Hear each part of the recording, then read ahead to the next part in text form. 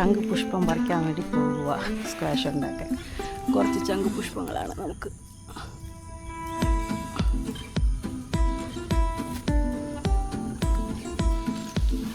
ഇതെല്ലാം കണ്ട നിറച്ച് വിത്തുകളുണ്ട്, ഇതാ വരുന്നുണ്ട്. ഇവരെല്ലാം ഇനി പറിച്ച് നമ്മൾ പാകണം. മഴയിൽ ഉണങ്ങി തന്നെ പാകണം. നമ്മളെ കാട്ടിലാദ്യം വണ്ടുകൾ വരും.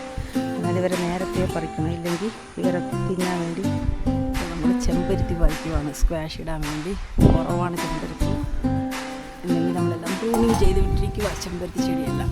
മഴയ്ക്ക് കിളുത്ത് വരുന്നുള്ളൂ.